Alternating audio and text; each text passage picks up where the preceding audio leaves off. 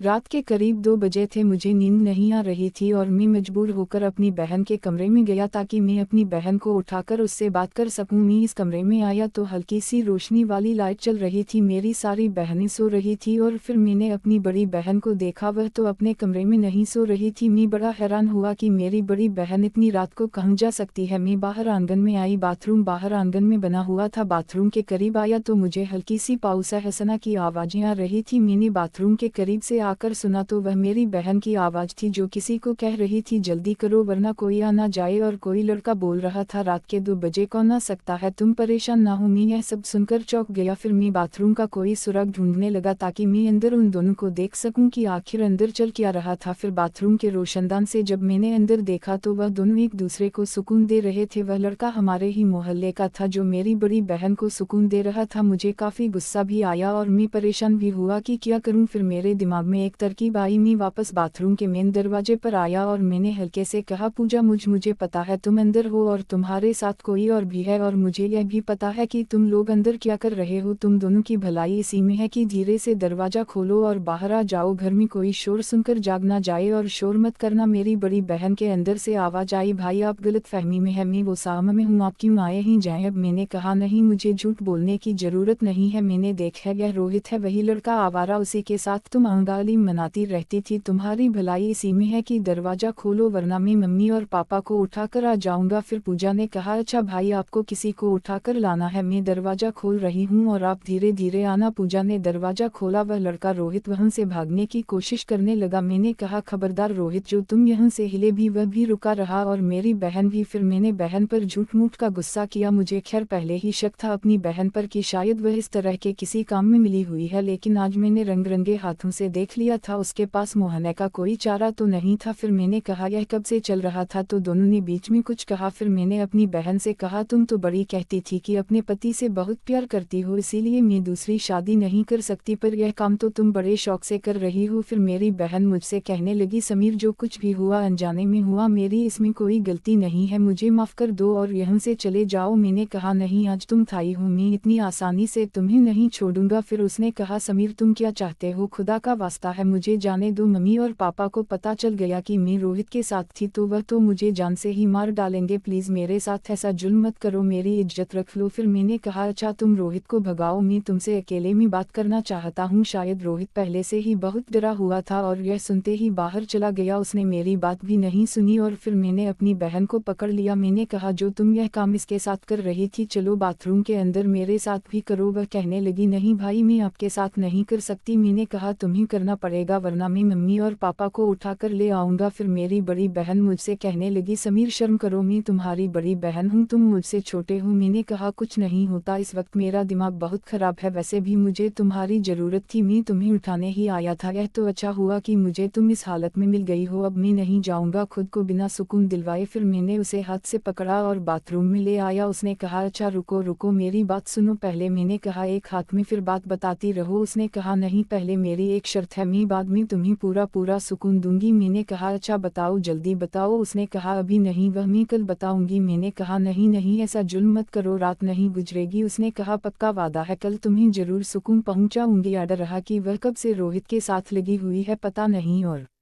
किस किस के साथ वह है। जिस चीज़ से मैं डरता था वही काम मेरे घर में हो रहा था। मैं ऐसी चीज़ों से डरता था कि मेरी बहनें या मेरी मम्मी बाहर किसी के कहने में ना आ जाए और यह काम ना कर ले। आखिरकार वही हुआ। खैर मेरी ऊँख लग गई। आज मेरी ऊँख सुबह सुबह के 9 बजे खुली। मैं बाहर आया तो मम्मी नाश्ता बना चुकी थी। मम्मी ने कहा, समीर आज उठने में इतनी देर क्यों करती। मैंने कहा, मम्मी बस ऊँख लग गई थी। मम्मी ने कहा, अच्छा जल्दी से नाश्ता कर लो और फिर दुकान पर जाओ। मेरी मम्मी भी मुझे बहुत खूबसूरत और हसीन लगती थी, लेकिन मैं यही सोचता था कि उनसे बात कैसे करूं। फिर मैं इसी मौके की तलाश में था कि कब वह दिन आए कि मम्मी के साथ। खैर मैंने नाश्ता किया। नाश्ता करने के बाद मैं अपनी बहनों के कमरे में जब मैं गया तो मेरी बड़ी बहन अपने छोटे बेटे को नाश्ता करवा रही थी और मुझे देखकर मुस्कुरा भी रही थी। फिर मैंने अपनी बहन से कहा, एक बात बताओ तुम्हारी क्या शर्त है। उसने कहा, भाई आज दोपहर जब आप खाना खाने आएंगे तब मैं आपको बताऊंगी कि मेरी क्या शर्त है। मैंने कहा, अच्छा। फिर मैं अपनी दुकान पर आया तो छोटू ने दुकान खोलकर सफाई सुथरा करके बैठा हुआ था। दुकान पर बैठे हुए मुझे अभी थोड़ी थोड़ी ही देर हुई थी कि जिसका जिक्र मैंने किया था, एक हमारे गांव की लड़की है जिससे मैं पसंद करता हूँ। उसका नाम पूनम है और वह इस मोहल्ले की सबसे खूबसूरत लड़की है। वह सौदा लेने के बहाने मेरी दुकान पर आई और मुझसे कहा, समीर मैं तुमसे बहुत जरूरी बात करने आई थी, तुम्हारे पास कोई फ़ोन है मुझे दे दो ताकि मैं तसल्ली से तुमसे बात कर सकूं। फिर उसने कहा, दुकान पर मैं बात नहीं कर सकती, मेरे पास एक बटन वाला मोबाइल था। मैंने उसे वह मोबाइल दे दिया और कहा, जाओ घर जाओ। फिर घर जाकर पूनम ने मुझे फ़ोन किया। उसने कहा, समीर मुझे तुम्हारी बड़ी याद आती है तो मुझसे मिलने की कोशिश करो ना, रात भर तुम्हें याद करती रहती हूँ। मैंने कहा, मुझे तुम्हारी बड़ी याद आती है लेकिन यह गाँव है, यहाँ कोई होटल वगैरह तो मिलते नहीं कि हम वहाँ जाकर मिल ले। फिर पूनम ने कहा, मेरे पास एक तरकीब है, अगर तुम्हें अच्छी लगे तो। मैंने कहा, क्या बताओ। उसने कहा, मेरे घर के पीछे कपास की फसल लगी हुई है, अगर उस कपास की फसल में कोई बैठ जाए तो कोई उसे देख नहीं सकता। अगर तुम कहो तो मैं रात को वहाँ आऊंगी, तुम भी आ जाना, वहाँ हम एक दूसरे से सुकून से मिल लेंगे। मेरा दिल तो बड़ा किया कि पूनम के साथ मिलूं क्योंकि वो खूबसूरत बहुत थी, गाँव में इतनी खूबसूरत थी कि सारे लड़के उसी के पीछे होते थे। लेकिन मैं डर रहा था कि अगर मैं पूनम के साथ रंगे हाथों पकड़ा गया तो यह गाँव वाले मुझे छोड़ेंगे नहीं, और मेरा ध्यान दूसरी ओर भी था, मेरी बहन की तरफ। फिर मैंने पूनम से कहा, पूनम वह जगह ठीक नहीं है, हम वहाँ नहीं मिल सकते, कोई और जगह सोचो। उसने कहा, प्लीज़ समीरा जाओ, मुझे तुमसे बात करनी है। और हम घर वाले मेरा रिश्ता ढूंढ रहे हैं, कहीं ऐसा ना हो कि मेरी शादी कर दी। तुम अपनी मम्मी पापा से बात करो, मेरे घर रिश्ता भिजवा। मैं पूनम से प्यार तो करता था लेकिन मैं अभी शादी नहीं करना चाहता था, मैं जिंदगी में अभी भी बहुत कुछ करना चाहता था। फिर मैंने कहा, पूनम अभी तो मैं इतना अच्छा कमाता भी नहीं हूँ, तुम्हारे सामने की बात है, मेरी छोटी सी दुकान है, इससे बस मुश्किल से घर का खर्च चल रहा है, मैं अपने पैरों पर खड़ा हो जाऊं फिर तुम्हारे घर रिश्ता जरूर भेजूंगा। फिर पूनम कहने लगी, तब भी जब मैं किसी और के घर चली जाऊंगी, मुझे संगीत कोई दुकान है, इससे बस मुश्किल से घर का खर्च चल रहा है, मैं अपने पैरों पर खड़ा हो जाऊं फिर तुम्हारे घर रिश्ता जरूर भेजूंगा। फिर पूनम कहने लगी, तब भी जब मैं किसी और के घर जाऊंगी, मुझे कोई जरूरत नहीं है इतनी दौलत की, जिस हाल में भी तुम अखूब, मैं इसी हाल में तुम्हारे साथ राजी हूँ। समीर खुदा के लिए मैं तुम्हारे बगैर नहीं रह सकती, हालात कुछ मेरे भी ऐसे ही थी, पमसे शायद मैं सच्ची प्यार करता था, दिल तो मेरा भी चाहता था कि मैं शादी कर लूं लेकिन मैं ना करूं। मैंने देखा है कि जो जल्दबाजी में शादी कर लेते हैं और फिर कमाने के लिए उनको बाहर जाना पड़ता है, उनकी की औरतें यहाँ अकेले किसी और के साथ, इसलिए मैंने सोचा कि मैं अब तक शादी नहीं करूंगा, और अगर करूंगा तो मैं अपनी बीवी को सारी जिंदगी हमेशा अपने साथ ही रखूंगा। यह मैंने सोचा हुआ था। बड़ी मुश्किल से पूनम को मैंने समझाया, मैंने कहा, अभी कुछ सब्र करो, मैं अपने पैरों पर खड़ा हो जाऊं फिर तुमसे जरूर शादी करूंगा। पूनम कहने लगी,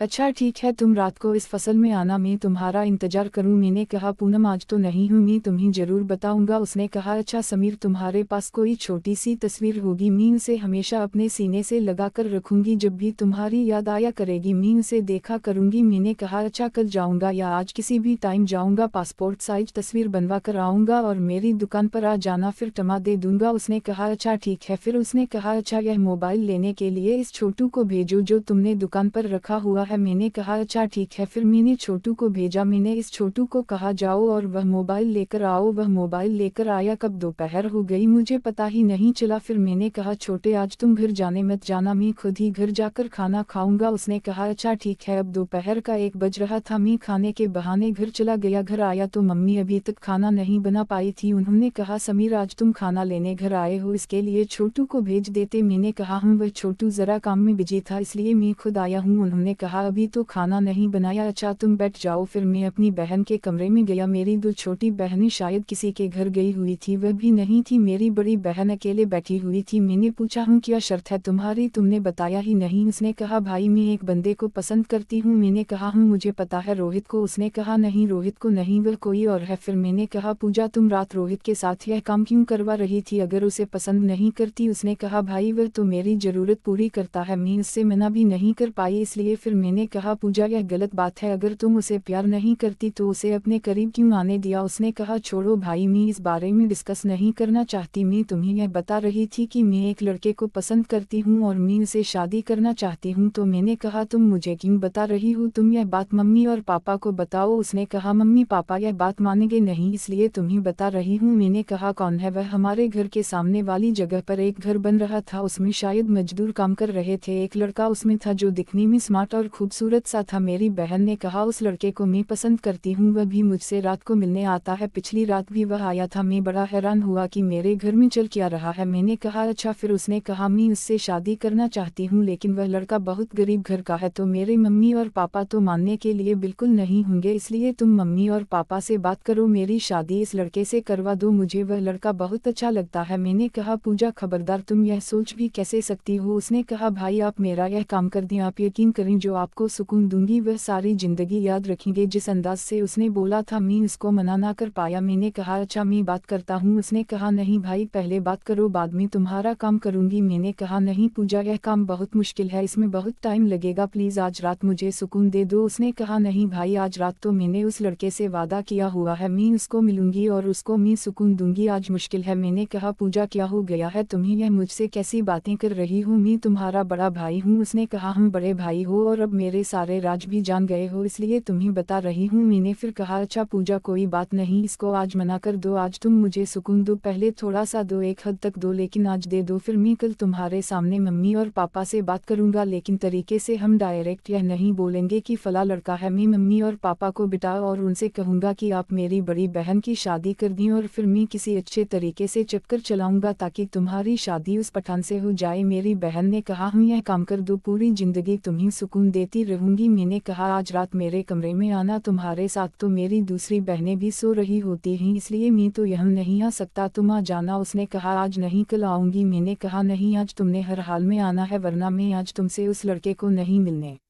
दूंगा, सारी रात जाग रहूंगा। उसने कहा अच्छा रात को 1 बजे तुम्हारे पास आऊंगी, 20 मिनट तुम्हारे साथ रहूंगी और फिर 2 बजे वह लड़का आएगा, फिर मैं उससे थोड़ी देर में मिलूंगी। मैंने कहा अच्छा ठीक है और फिर वह चली गई। खाना खाकर मैं अपने कमर चला गया और सोचने लगा कि कब मेरी बहन मेरे कमरे में आएगी। रात के करीब 1 बजे मेरी बहन मेरे कमरे में आ गई। मैंने रे का दरवाजा खुला ही छोड़ दिया था, फिर मेरी बहन ने मुझे वह सुकून दिया जिसके लिए मैं कब से तड़प रहा था। करीब आधे घंटे बाद वह बाहर चली गई उस लड़के से मिलने के लिए। मैं आज बहुत खुश था क्योंकि मैं जो चाहता था वह मुझे मिल गया। फिर जैसे तैसे करके मैंने अपने माँ पापा को भी पूजा की शादी के लिए मना लिया। फिर पूजा की शादी हो गई और वह अपने ससुराल चली गई। फिर जब कभी वह घर आती तो हम दोनों साथ में समय बिताते और कभी कभी मेरा मन करता तो मैं उनसे मिलने चला जाता था। फिर कुछ महीनों बाद मैंने एक बड़ी सी दुकान खोल ली जिससे घर का खर्चा कम हो गया और फिर मैंने पूनम के घर वालों से बात करके उससे शादी कर ली और फिर हम दोनों खुशी खुशी रहने लगे। तो दोस्तों आपको यह कहानी कैसी लगी कमेंट करके जरूर बताएं।